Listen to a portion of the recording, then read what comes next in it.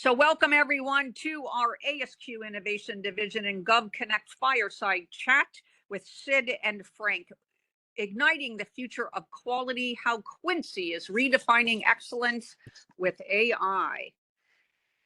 Again, welcome to Sid and Frank, your Fireside Chat host today that's really going to deep dive into all the innovation and the value that Quincy brings to ASQ, our divisions, sections, and ultimately yourself and the broader ecosystem we work in. Sid, I'll pass it to you, sir. Perfect. Thank you, ma'am. It's great to be here. Thank you for taking the time across the world to connect. I'm really excited about when reached out to talk about Quincy. I was very excited to talk about it, right? A little background on me. I currently get the pleasure and the honor of serving as the ASQ CEO, representing quality professionals across the world and the quality profession across the world. My background is in deep technology strategy, coming out of financial services. So a bit of technologist and technology strategy for probably over 14 years or 15 years, the CIO function. So this is right in the backyard when you start to talk about innovation and how technology is playing a critical role in innovation across organization, across industries. And Quincy is just one example of other things that are happening within ASQ to continue to provide member value. So that's who I am. I won't spend a significant amount of time with that. I'll hand it over to Frank to introduce himself. Thanks, Sid. Yes, my name is Frank Murdoch. I've been a member of ASQ for about 20 years and currently serve on the board of directors. I'm a consultant industrial engineer with several years of experience. I'd rather not say how many years of experience, to be honest with you, but I've worked in the automotive sector, the aerospace sector, finance sector, and recently in the construction sector. So it's been interesting for me to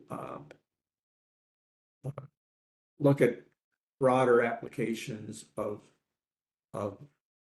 quality methods and practices in all these various different contexts.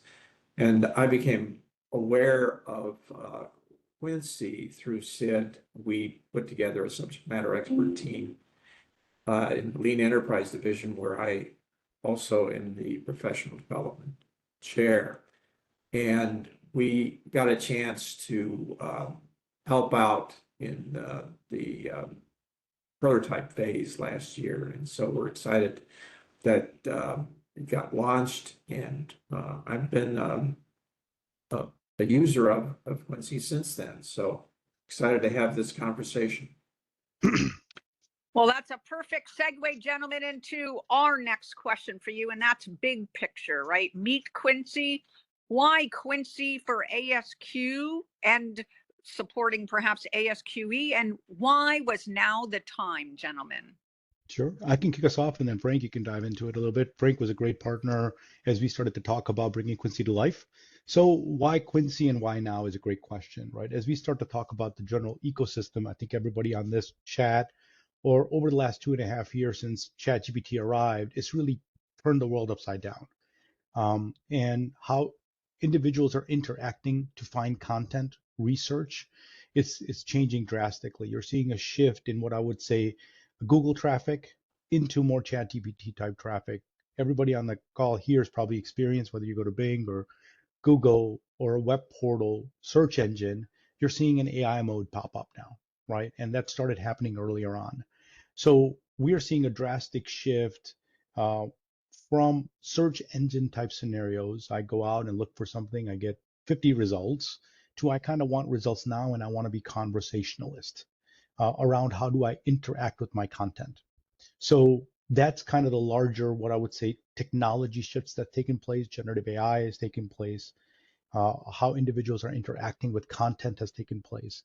And one of the biggest assets that ASQ has is its body of knowledge, its content. We have over, from an ASQ.org perspective, we have over 80,000 pieces of content that sits on that website over the course of the last 80 years. something that are true and tried past quality tools to thought leadership now through quality progress. And one of the questions that I continue to ask myself is, how do we provide, and one of our main strategic pillars, number one is member experience. How do we meet where our members are, right? And one of the reasons for Quincy is to get our members and our non-members, anybody that's utilizing Quincy, access the information quickly and information that they're looking for efficiently, right? And we wanted to find a tool that allows for us to do that and makes that experience a positive one. And our goal is to make sure that they're coming to Quincy, they're asking questions, but they're also being directed, because the individuals that have played with Quincy before, it's not going to give you everything, right? But it is going to give you a synopsis of content and then link you to some of the great articles that we have, publications that we have at the end of the day. So it's really focused around the user experience. It's really focused around meeting where our members are. So that's why we did Quincy. Why now? Everybody knows that the world of AI is changing rapidly, right? And the goal here is to make sure that we're staying on the leading edge of technology, maybe not bleeding. So that's why we went through the process. We waited about a year to see where the products are going to land. Who do we need to partner with for knowledge management? And it was a perfect time to launch Quincy in May at WCQI. Thanks to Frank and the team. We started conversations around Quincy in October. So when you start to think about the product development lifecycle, if you wanted to do something AI based, then you might be doing it in your organization. The life cycle is very short. We don't have to spend 2 years discovering it or iterating it. So between October and May, from beta till go live, is what the months were. So Frank, I'll kind of kick it over to you, or if there are any questions, please ask, as it would be great to have a interactive conversation here. But Frank, I'll kick it over to you if there's anything to add. Well, no, thanks. I just appreciate very much being able to participate in that development of Quincy. And I just like to encourage all ASQ member leaders to use it, experiment with it, try it out, and promote its use. Because, like Sid said, Quincy is very conversational. You can start with an initial question that you're trying to struggle with, and then after Quincy responds, you can probe and basically hold a conversation. So it's very intuitive, and this is one of the challenges that we and the Technical Community Council identified a couple of years ago. Really, was we've got, like Sid was saying, this amazing large quality body of knowledge that all of our technical communities have contributed to over the years, and how to really provide access to that was effective. And we've struggled with that for many years, and through Quincy now, it becomes very intuitive, very interactive, and very useful. And I think people, once they try it out, will be very pleased with what they can find using Quincy. Thanks, Frank. Well, Sorry, one more thing I'll add to it. Quincy doesn't do everything, so why Quincy versus chat, right? We got a lot of those questions that, well, ChatGPT is better. ChatGPT will give you diagrams. So look, there's a lot of positives to chat, so I don't want to beat up on that. But I asked a very important question at WCQI. I said, how many people use chat? About 95% of the hands went up in an 1,800-person audience. Then my follow-up question was, how many people trust chat, right? And I can tell you, out of those 95%, 93% went down, right? Hands went down. So the reason this exists is qualified content, is peer-reviewed content. You know that all the results that you're getting are from individuals that are contributed over the course of the last 8 years, and that content is peer-reviewed and checked and is linked back to, it's referenceable. So I just wanted to add that. If, is it perfect? No. Are we going to continue to develop phase 1, phase 2, phase 3? Yes. And we're trying to find other use cases within the organization that Quincy can assist with. Well, that's a perfect Thank you, because The next question really to you all is, in order to amplify the awareness and the adoption, what can a division, a section, or a student branch really do to help you with this awareness and amplification effort, Sid and Frank? That's where I was saying, use it. Try it out, promote its use, particularly practice writing effective prompts in order to get the most out of Quincy and therefore get the most out of the body of knowledge that exists on ASQ.org. I'll say writing effective prompts is not easy and it takes practice because you're really trying to provide specifics so that you don't get a whole lot of extraneous information. That's the nice thing about Quincy is it is focused on quality related principles, concepts, and methods. So I would highly encourage people to practice with it. Yeah, and I would echo Frank. Use it. You're not going to break it, right? It's only going to make your prompt writing skill sharper. We've seen individuals utilize it at organizations, right, for idea creation. And what we've seen also is linking out to other supporting documents. The way the use case has been in a couple of different scenarios for us, and this is for the sections and the divisions and the student branches and even members within organizations, is they prompt a question, you can copy content and build strategies around it, right? But it's not in a vacuum. You can find additional supporting content through links. So it sends you down a path where you can really validate the content for your supervisor, for your manager. We had a use case the other day where a professor utilized Quincy to create a question list for their students, like a multiple choice question list based on the content and the conversation. So the possibilities are endless there, but it does start with, as Frank alluded to, get comfortable with it, use it. You're not going to break anything. See, based on what knowledge that you have, how does it resonate? What does the tone look like and feel like? And that becomes what I would say is a quality buddy 24/7. Thank you so much. Is there, so to your point about the use cases, these are going to differ across industries, and we have Yes, a ma'am. huge amount of divisions that are focused on that.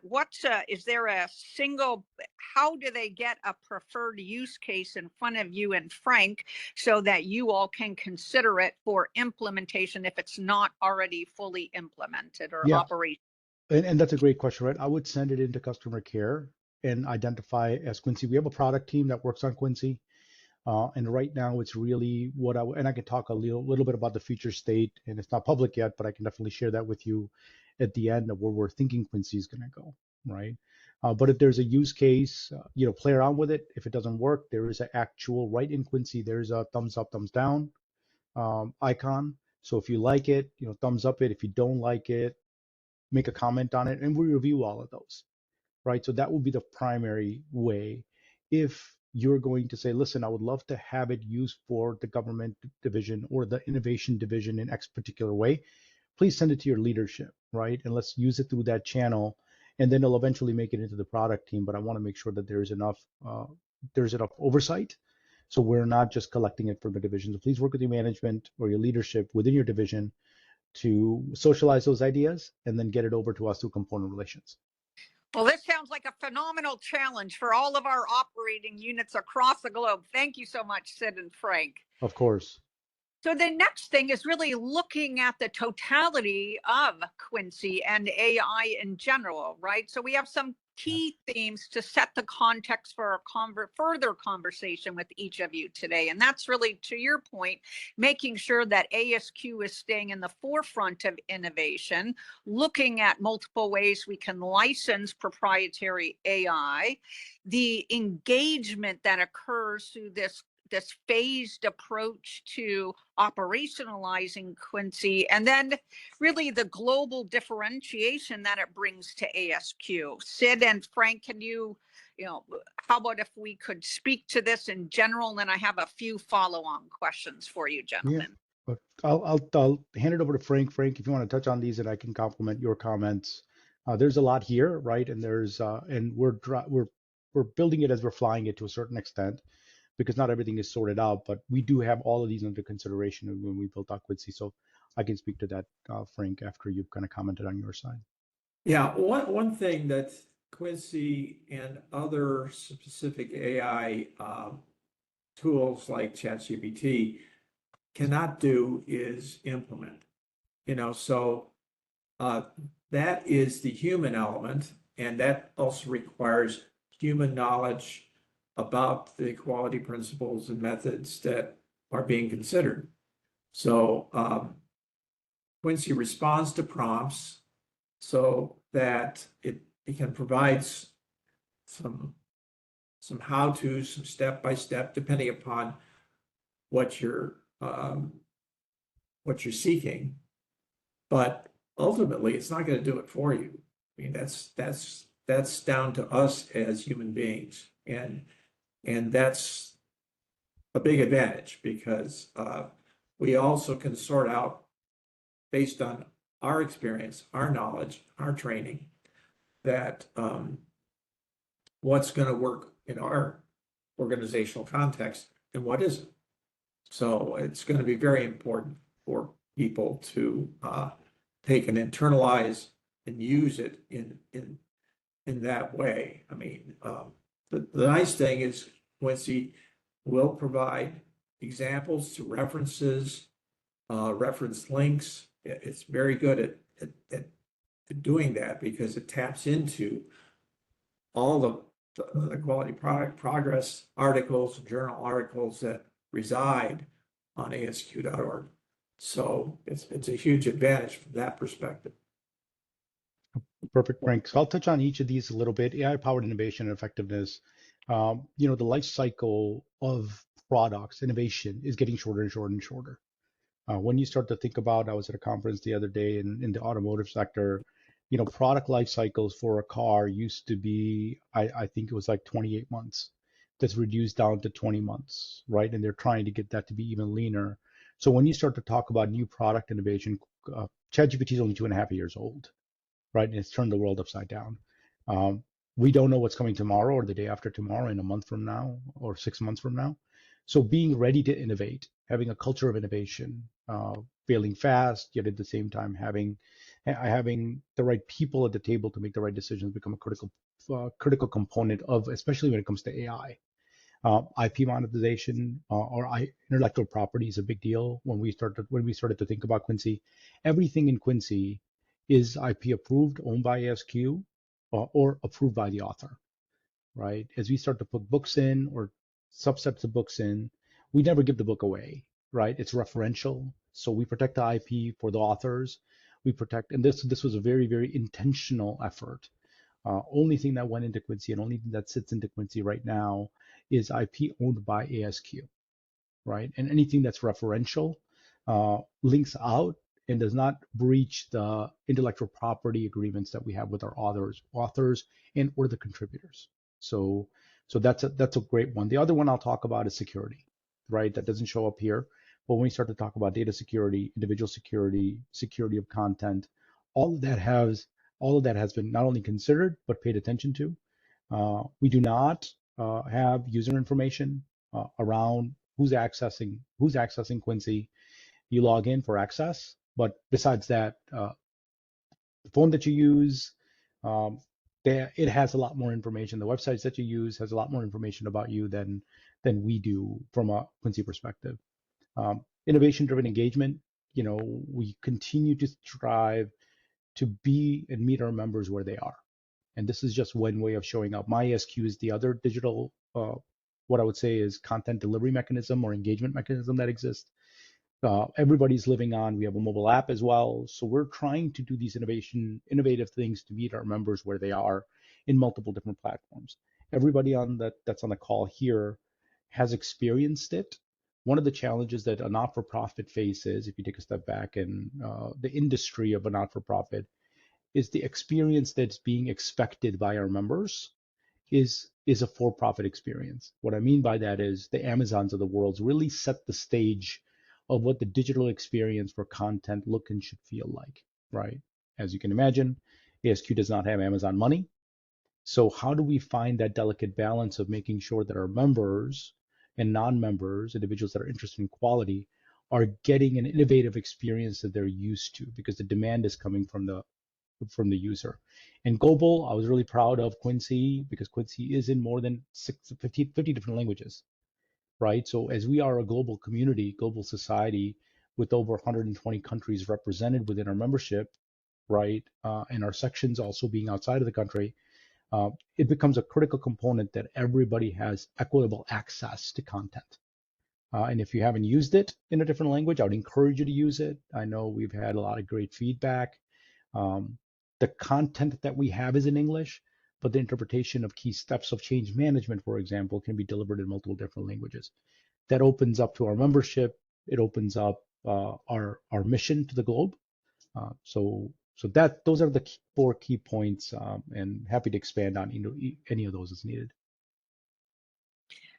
Thank you. Yeah. So let's go back to your answers to why Quincy and why now, and then Yes. this amplification of the value across the organization and with your partners. So if we think of the one thing that a division, section, or student branch could do as they're harnessing Quincy to find information and develop these phenomenal use cases that may or may not be industry specific, what would you want the leadership of those divisions, sections, or student branches to do with their members in supporting the amplification of Quincy going forward? Is that, mentioning it in e-blasts and newsletter? Is that having a challenge? Is that, continued webinar focus, both from a technological as well as a strategy? What's going to serve ASQ perhaps best in fourth quarter of 2025 going into 2026? Yeah. So I think I go back to, what does the division need and want, right? What does the membership look for? Because we can put it in mass blast. We've done a lot of marketing around it. So awareness is one, right? If you're not aware that it exists, then you can't utilize it. So awareness is, if that means every time you start a conversation or do a little exercise on a webinar that says, let's ask Quincy this, give us 3 questions to ask Quincy and let's discuss, right? Because it can be that interactive. Look for Quincy for ideation, right? I'm going to be, for example, I'm going to be having a monthly meeting and we're really discussing X. Give me 10 questions that could be used for discussion purposes. So have it be interactive. Some of the things that you're talking about are great, like, news blast, showing it is fantastic, but people want to see the results. So it will differentiate from sections to divisions, right? Government content is out there, innovation content is out there. So I would really ask you to interact with it in a different way. Frank alluded to it. Prompt engineering is a skill set, right? And I would really say make it more interactive than anything. Bring it up on a webinar, right? And do a 5-minute exercise around, let's see what Quincy has to say. Let's look at resources that support this conversation. That's where it starts to get sticky. Frank, I don't know if you wanted to expand on that. The only other thing I know, one of our challenges, particularly when we go onto the content on my ASQ, is making sure it's vetted, making sure it's peer reviewed. And there's a huge amount of effort that all member leaders can help with in that regard, to make sure that anything's posts within their my ASQ communities has been vetted, and that makes sure that the authors have signed off on the copyright agreements. We need to make sure that that happens, so that as that material gets incorporated into Quincy, it's not there yet, but that's one of the ideas being promoted. Then just like on ASQ.org, where we have that confidence of IP ownership and peer review authorship, that is going to be very important to maintain. Thank you so much. So let's go to perhaps, Frank, when in your lean enterprise background, do you feel, given the clients or the customers that ASQ division sections, student branches, and our members support, is there some inefficiencies in the traditional quality process that Quincy may be best positioned to solve? Well, Quincy has a little bit of advantage in that regard because it was trained on the Lean Enterprise Handbook. And that was some of the things that we participated in. But in general, Quincy is not targeted specifically at any one industry group or methodology. And that's an advantage because it can draw upon the Six Sigma methodologies, root cause analysis, failure mode and effect analysis. All of those methods are there basically as part of the quality body of knowledge. So I think one of the things that it helps is in these prompts, in these conversations that members can have with Quincy, it can really tailor its responses to the needs that it's hearing from you. And in that way, it gives you a head start. I think Sid was giving you some great examples of how it can be used in a very innovative way to engage, for instance, the people who are involved in whatever process you're trying to improve and get them to think differently about what they're doing, just simply by creating the right prompts. Exactly. I love this. So Sid really mentioned, this focus on results and then being able to reverse engineer the workflow, if you will, for ideation, et cetera, to help us arrive at those. So I think earlier when I was talking with you gentlemen, you were, if we could go to the innovative utilizations of licensing or IP monetization for ASQ. Is this a good time to touch upon that, Sid or Frank, what you're looking at? Yeah, I think from a monetization perspective, we've really provided the tool itself is for members as a member value, right? And I think the idea here is to make sure that our member community grows, because this is just one tool. The real value are the individuals that are on this call, right? So this is just a supplemental tool, but the core product offering for our membership are the members. So from a monetization perspective, it's really to open the doors and provide additional value to our members, is where our head's at. I think I can talk a little bit about what's up for Quincy. The other thing that we're noticing, and this is fresh off the press, it's not even public yet, but we're in the beta stages of it. And I'll probably get my hand slapped for talking about it, but I think it's important. We're seeing a change in how people study, right? How they interact with content. So we're in the early stages right now of trying to, and this is not a formal name for it, but a study buddy. Like Quincy being a study buddy for your certifications. If you're going to be taking a CQE, right? You have your handbook, you have your book you can take into the exam, right? But you're struggling with section 2, right? You're struggling with a concept. And how do you end up having a study buddy that can help you through that journey so you can really quantify and understand the content? So that's a monetization function. It's not going to be applicable to everybody, right? But people that need to use it or want to use it are used to playing in this space. It definitely becomes a leg up, or becomes something, again, meeting where our members are or meeting where our audience is. I'd like to add that Quincy or any AI agent is not really positioned to be a substitute for education and training. It can greatly enhance it, and help reinforce it.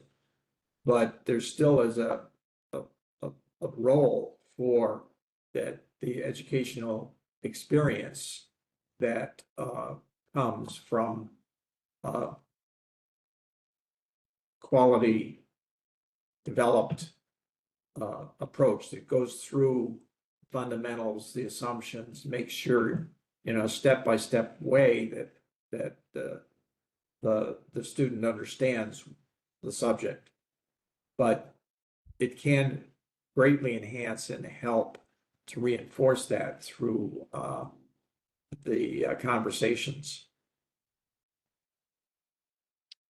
Well, this is fantastic. We're going to move forward to the next area, which is Sid mentioned. And that's really the untapped potential in industry-specific quality practices. So, Sid, you mentioned that there's a trust aspect to Quincy and the underlying data. Could you and Frank please explore that a little bit for our attendees? Yeah, most definitely. So, like I was alluding to before, everything that goes into training Quincy is qualified content, right? There's nothing in there that hasn't been peer-reviewed, that doesn't show up on ASQ.org, and hasn't had multiple eyeballs on it from peer and experts, right? That is the differentiator. And that's all of our content that goes into years and years of QP, right? That goes into any articles that have been published, uh, historical and or current around industry. What it doesn't have is what goes on my ASQ, right? Because as you go on my ASQ, that content isn't peer reviewed. And there's a pretty lengthy process of the peer review side.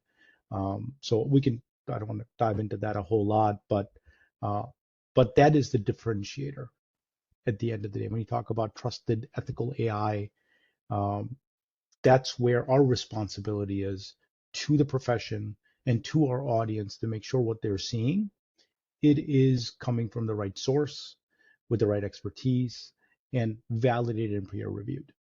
So by the time it gets into your hands, the content that you're looking at is valid and is reviewed by the peers. So that's where it is a critical component of what Quincy has to be. Frank, do you have a follow-on, or is that a good segue for your earlier comment about keeping the human in the loop and the supporting role that they play? Yeah, I think that's really important because like we've said, Quincy is not perfect, and it's only by us as ASQ members using Quincy and providing that feedback, like Sid was saying, that it can be made better. The other thing is that, as I sort of indicated before, as quality professionals, we're the ones that listen, advocate, support, and encourage the organization. So that's not a role that Quincy can play. I mean, engagement and improvement is built on developing and maintaining those human relationships and through respect for people. So as polite and respectful as Quincy appears, Quincy is limited in terms of what it can provide in terms of the answers to technical and strategic questions based on the prompts provided. That prompts are developed by human beings. I love it, Frank. So thank you for letting us know we're our own limitation here with regard to the innovative technology. So let's go back to that.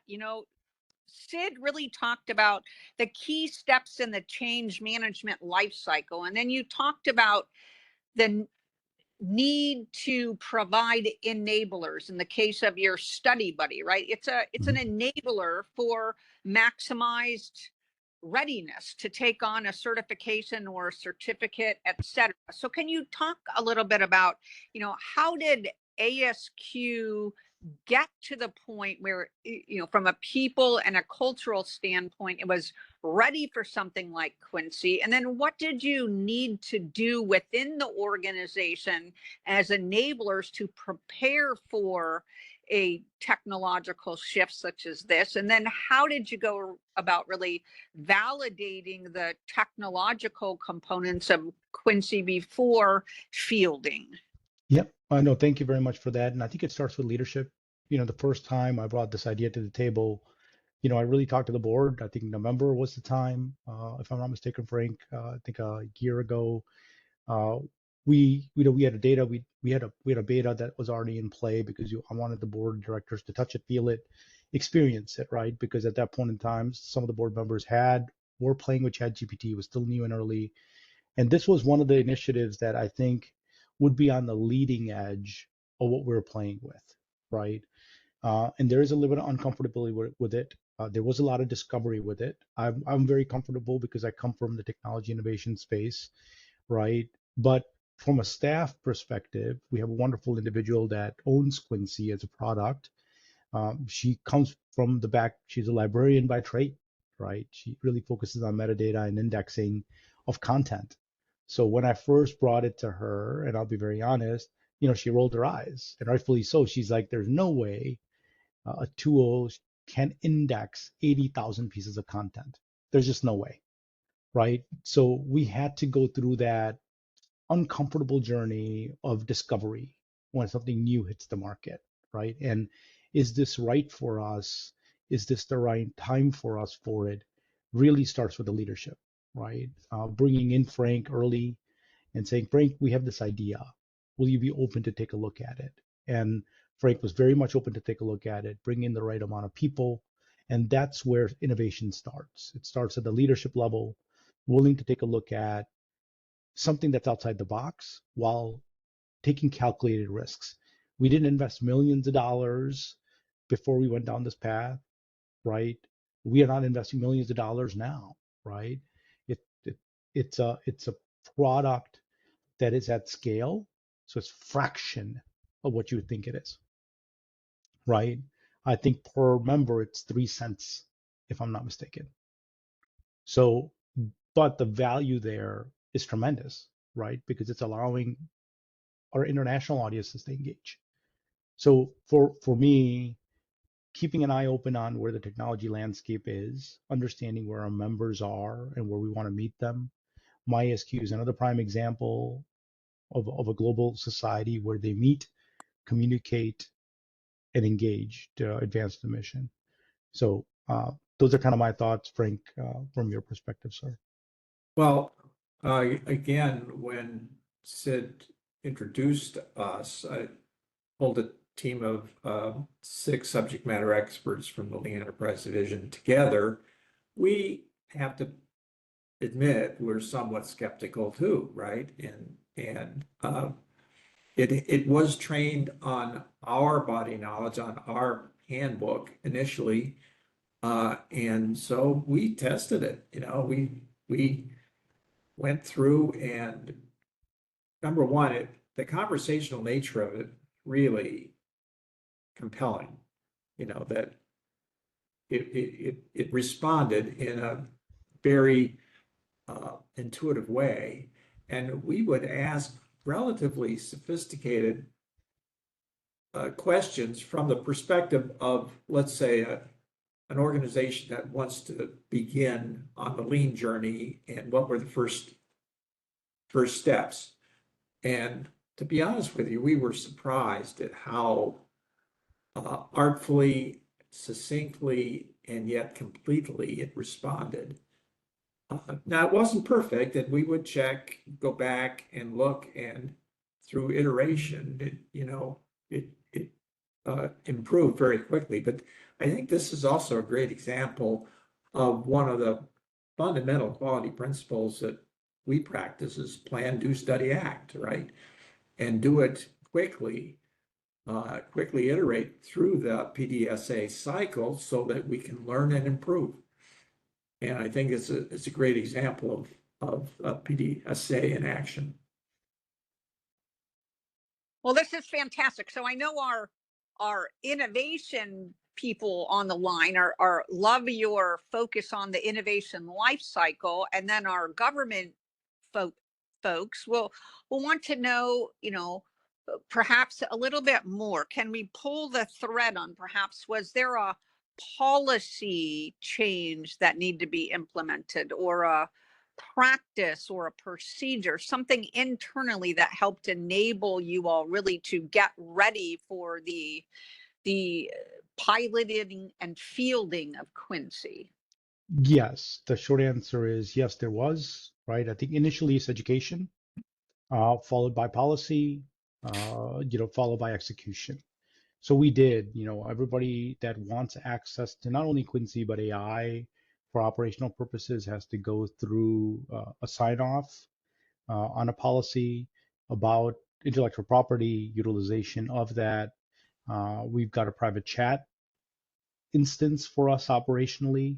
So that's a big to do and an important one. When we were working with Frank initially, we went through an NDA conversation. We went through what does it mean, right, to use something of AI, because right now there are no guardrails on AI. What I mean by that is you can open up chat and you can feed it anything, right, and it's no longer yours.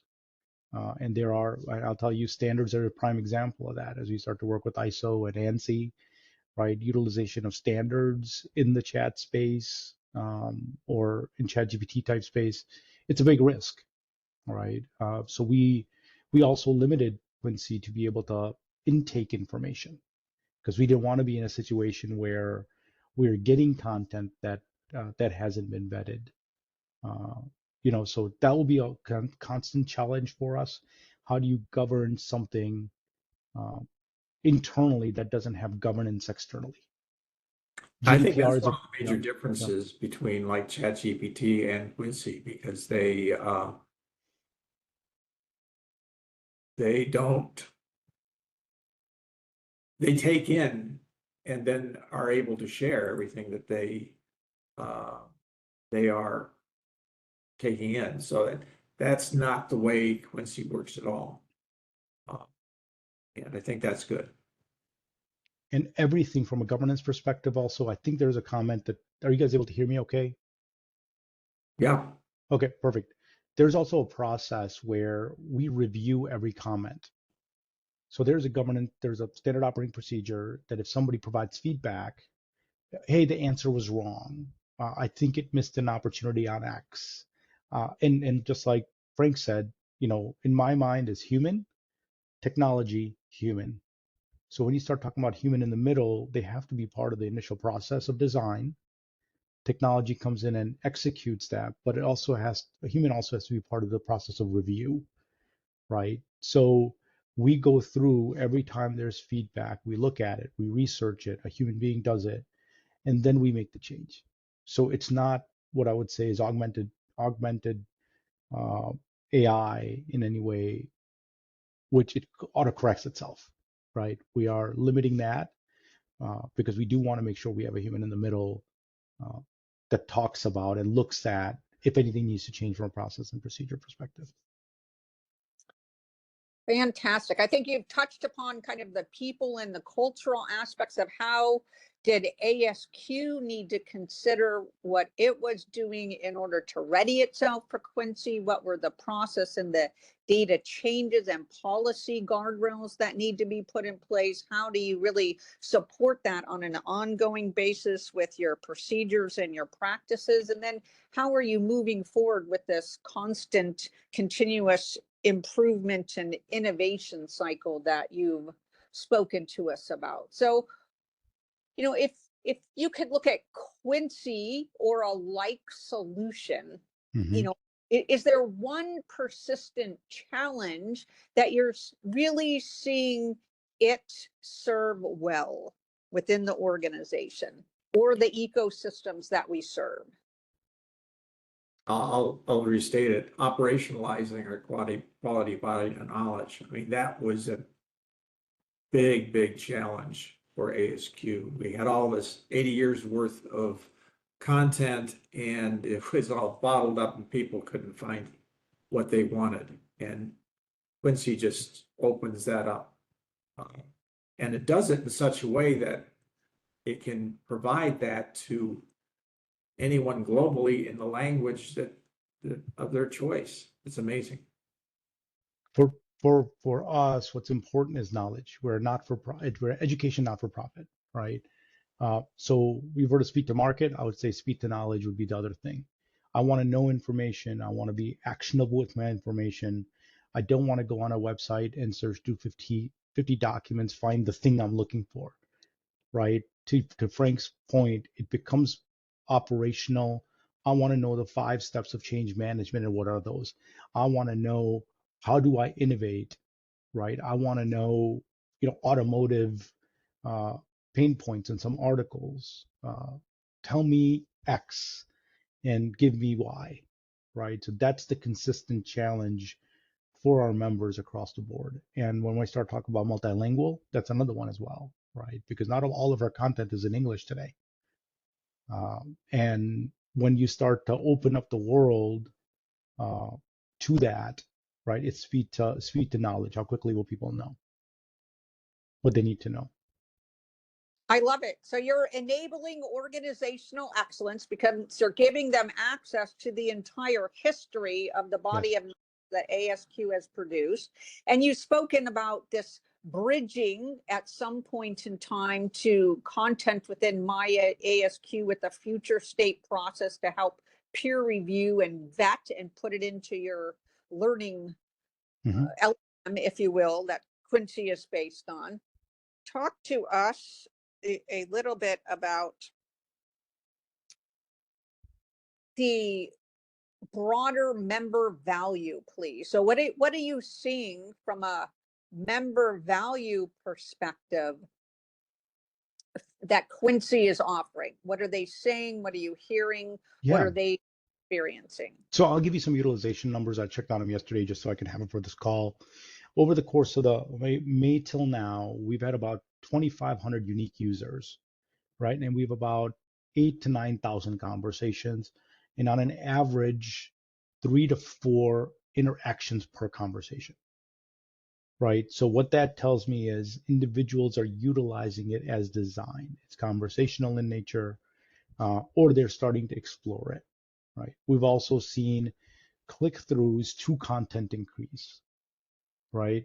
Direct content, we've seen some purchases come out of it. If somebody talks about AI fundamental, right, books or questions, it links to books, it links to products, it links to other content. And that was the intent. The intent was really to have members interact with the product so they can get the answer that they need quicker. We have about, I want to say, on a monthly basis, we get about, these are not unique users, but we get about 300,000 clicks on our website, 3 to 400,000 clicks on our website, right? So what we're trying to do is provide both aspects of it. Ideally, I would love for us to be able to have Quincy as the front end that they can interact with and bounce around the website, but we're not quite there yet. So that's the member value, is content at your fingertips, qualified content at your fingertips. So you're spending more time with the content and how it can make meaningful to you versus searching for the content. And that would be the biggest value that I would say is for our members. Fantastic. And so, as you're looking at this constant creation of member value, could you talk a little bit about, you mentioned an internal barrier that you needed to overcome through proving the viability of the technology to your internal person who's focused on metadata and indexing. Do you feel like across our ASQ global membership that there's some barriers that you need to overcome or cultural blockages that you need to overcome for people to really further drive adoption and utilization of Quincy? I'll have Frank speak to it, as I think he's probably got a little more ears on the grounds than I do, but I have a thought around it as well after Frank's done. Thanks, Sid. Yeah, I think the biggest challenge is to using Quincy is the stigma associated with AI. And I don't know that I think that stigma transcends cultural differences depending upon which part of the world you're from. But it's there, and it's there for good reason. And I think we are going to need to promote the use of Quincy in a way that provides people with some confidence in that there are guardrails. It is it's very focused. The integrity is there, but ultimately people are going to have to try it out and gain that experience for themselves. And I think that's, you know, we have to respect that, and it's going to take some time as a result. The one thing I would mention, and Frank's 100% right, getting familiar with the technology, getting comfortable with the technology is one aspect of. The other thing I would say is this is a complement to community. It's not a replacement of. So just because if somebody's playing in Quincy, that doesn't mean that they don't have a value of this webinar, for example, right? What we're doing here, you're never going to be able to experience from Quincy. So there's a stigma out there around because this exists, that means that we're taking away from this. It's a complementary component. And you asked a great question. How do we incorporate Quincy as a part of our daily workflow or daily engagement tactics for our members that are joining us on webinars, right? That are coming to our meetings. How can we make that a part, just like a WebEx is a tool, Quincy is a tool, right? So that's the only thing that I worry about, is because it shouldn't be, hey, it's AI, we don't need it because we're humans, right? I like the human interaction. There's no room for AI. It has to be complementary because we're not putting the toothpaste back in the we're not putting the toothpaste back, right? It's out, and by us not using it, it will impact impact or perception of individuals that do use it as we're behind, right? Or we're unaware. So that would be the one thing that I'm always cautious around, is that it's a complementary tool. It's not a replacement tool. I love it. So part of the broader ASQ portfolio of value for our members and the organizations we serve. Thank you so much. So we Yes, will sir. go to the last area prior to our close today. So when you think about leaders preparing their workforce to thrive at the intersection of quality and excellence and AI, and I think the literature and our webinars kind of speak to these 4 different areas: skills and mindset, trust and adoption, integration and culture, and the future of work. Could you gentlemen speak to that? How maybe ASQ is helping to shape the conversation around this, utilizing Quincy and other offerings? Frank, I'll let you kick it off, sir. Well, leaders, from my perspective, again, it's kind of walking the talk, right? So the more comfortable leaders are with Quincy, for instance, the better off, the easier it's going to be for them to make that connection between themselves and their people, and make sure that it's being used in a way that is tailored to the organization's needs. And I think we need more use cases also in terms of writing prompts. I know there's some initiatives within our technical communities for doing just that, and I think that would be a great basis, for instance, for a webinar to help ASQ members learn how to use Quincy more effectively. And I would echo exactly what Frank said, but it really starts with the mindset, right? In my mind, when you start to think about this is something that's new on the block, something that we should try and utilize, have that curiosity mindset. And it really does start from leadership at the division and the section level to say, okay, this is a tool that are at our disposal. Let's really utilize it and see how it fits, right? Or maybe it doesn't, but at least the conversations are having become important to continue to reiterate as we move forward. And when you think to the future, you both of you stated that there's going to be a future stating that you've already done, and then a incremental rollout of function features. I think perhaps is this a great way to segue into our close and our questions, Sid and Frank? Yeah, I think the possibilities are endless, right? I think from a B2B perspective, there's some conversations around there's small organizations. I'll just talk about future state. I've talked to Frank about this in passing. We are not quite there yet. But we might have individuals that are on the call that are with small organizations or mid-sized organizations that might, from a quality organization perspective, they might not be thinking about ever being able to afford a private LLM, right? So what Quincy can do, and if anybody's interested, I'm more than happy to talk about it. We haven't really, what I would say, commercialized it yet.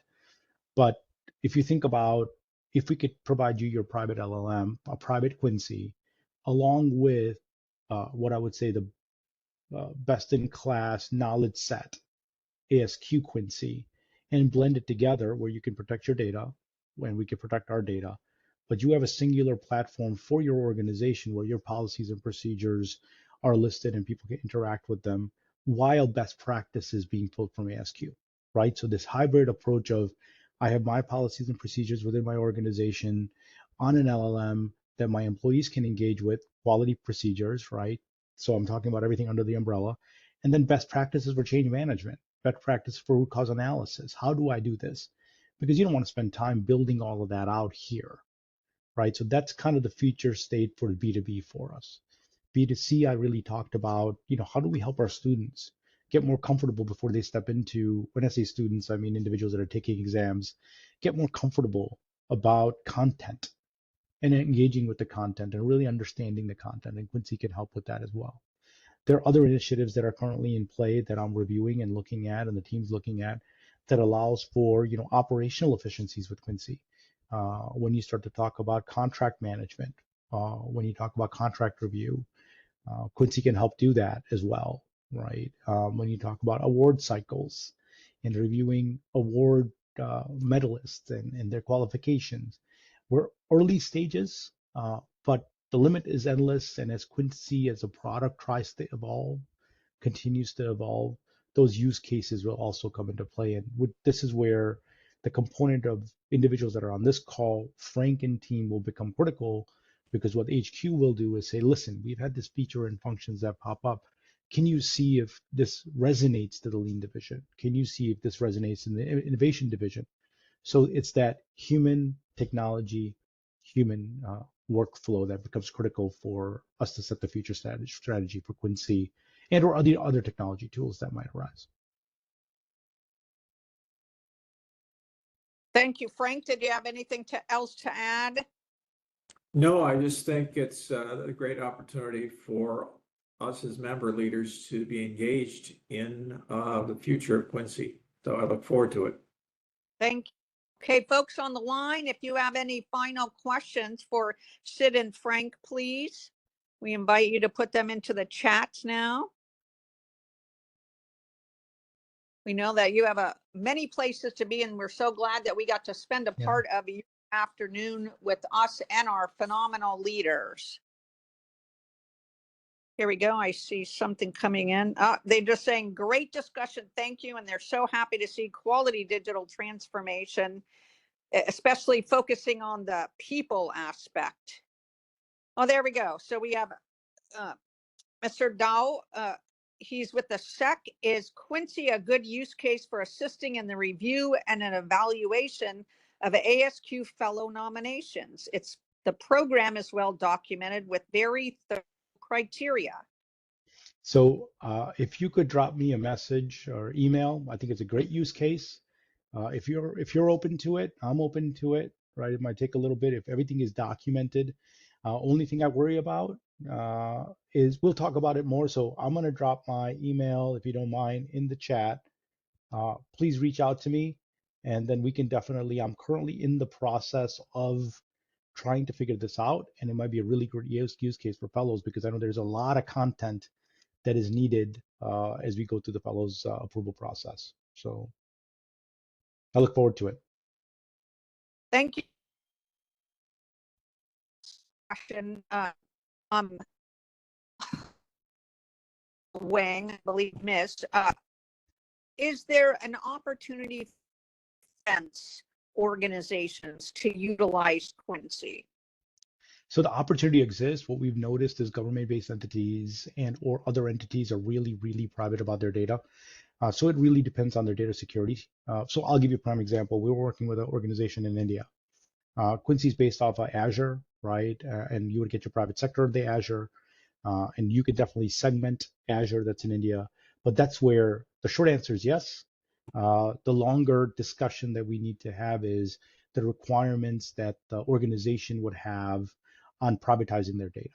The infrastructure exists, the privatization exists, and we can talk a little bit more about that. Please use the email I just put out there, and please reach out to me, and we can definitely have more conversations around it. But the short answer is yes. It's just getting the organizational comfort with get comfortable with the infrastructure of how Quincy is, or the topology of how Quincy is structured. Well, again, Sid and Frank, thank you so much on behalf Thank of you, the everybody. Innovation. Grateful for your inaugural fireside chat with us on the state of Quincy, and for all of our attendees and the members who will watch this on our YouTube channel.